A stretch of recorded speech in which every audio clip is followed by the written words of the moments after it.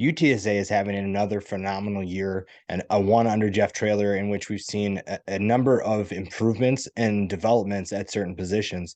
We take a look at what they are going to need to do to beat Troy in the Cure Bowl, and there's a lot of things to be excited about them going in forward in the future. Three key players to watch for UTSA. Frank Harris has to be the first one. The quarterback's having a phenomenal year. Once again, he improved upon his numbers from 2021. His favorite target is going to be Zachary Franklin. Wide receivers we'll talk about a little bit more in a little bit.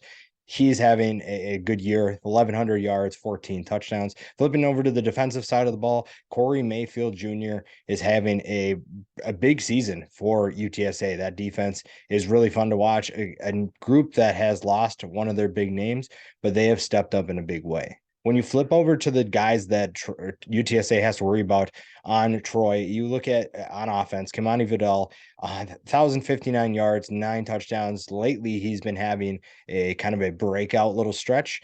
And then when you flip over to the defensive side of the ball, there's so many names that we can mention. The first one has to be Carlton Martial, the leader in tackles for a career in NCAA history. He is a tackling machine. You also look at TJ Jackson, someone that could play a big role in slowing down UTSA's offense. These are the three guys that I think UTSA should be the most worried about when they're playing in the Cure Bowl. Keys to the game for UTSA. The first one has to be limiting pressure. Like I said before, Troy's front seven is phenomenal. They are an extremely explosive group, and they are fifth in the country in sacks with 39 on the year. This is a group that is going to make Frank Harris really test him in terms of keeping him in the pocket, contain him, and limiting his creativity. So if you're able to limit that pressure, that allows Frank Harris to be creative. And we've seen this year what he can do when he is creative. He does a lot of damage to a bunch of defenses. We've seen him do it all year. And if they're able to keep the pressure away from him, I think that means good things for UTSA. It also lets the offense dictate the pace. Second is going to be picking up that pace. We talked about tempo and how it's important for UTSA because that front seven for Troy is so good. Again, keeping them away from Frank Harris is going to be huge. I think that the Troy offense can't compete with UTSA straight up. I don't think that a shootout is what Troy wants. I don't think they have the talent to keep up with what UTSA has.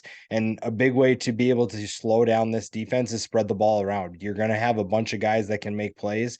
And we'll talk about some of those matchups in a little bit, but you have so many options to move the ball around, to be explosive, to make Troy's defense work sideline to sideline. And that's going to help you pick up the pace, get them tired, and allow you to work with tempo. The third thing is going to be attacking the secondary. You have a trio of wide receivers in Zachary Franklin, Joshua Cephas, and DeCorian Clark that are really, really explosive. You have three guys that can make a lot of damage to any secondary that they face, and Frank Harris is going to attack that. He's having a career year passing, and I think that that's something to keep an eye on. I think that he's got a ton of confidence throwing the football, and when you have the three guys that he's throwing to, you're going to have a lot of confidence. You're going to be able to do a lot of exciting things and get your guys the football, which is going to put you in a good position to be successful. It's going to let you stretch the field, and it's going to let your playmakers go to work. And when you're getting the ball out and stretching that front seven out a little bit, that's going to allow Harris to do damage with his feet as well. The top matchups for this, there's so many that I could go into.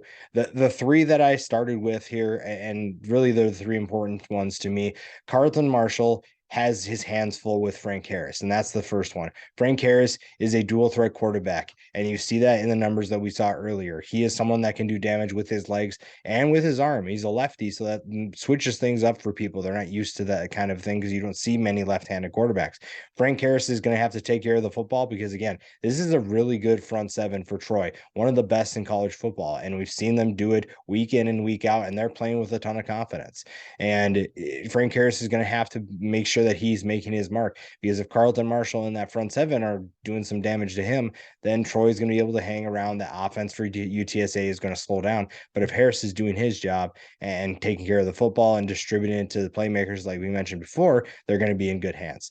The next one's going to be Trey Moore versus Austin Stidham. Now, I don't think that they're going to go head to head every single play. I think that Trey Moore is a very disruptive playmaker for UTSA, and Austin Stidham is one of the best offensive tackles in the Sun Belt. I think that if they're able to create pressure on Troy's offense, especially with a passing attack that is very hit or miss, then I think UTSA is going to be able to slow that that offense down. They're going to get the ball back to their offense and let them do more damage. The final one to me, we talked about that trio of wide receivers for UTSA. I think Oscar Cardenas against the linebackers of Troy is going to be a huge matchup. Why do I think that? Because all of the attention is going to go to the wide receivers. We've seen that all year from Conference USA foes. They're trying to take away UTSA's trio of receivers. Now, it's very hard to do that.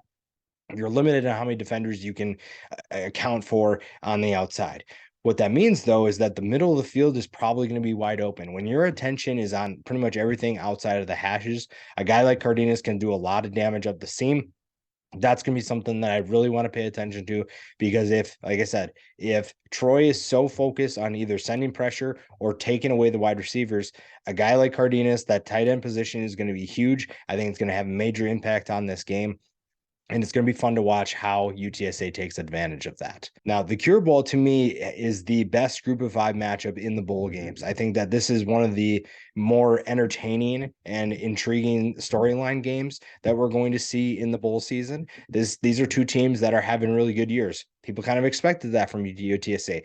I don't think anybody really had Troy winning the Sun Belt. So this is going to be fun to watch. It's going to be fun to watch that front seven of Troy. It's also going to be fun to watch to see how UTSA counters that offensively. This is a really good Roadrunners offense, a really explosive offense, and I'm excited to see how they handle an elite matchup against a foe that is not afraid of anybody and is playing with a ton of confidence just like them.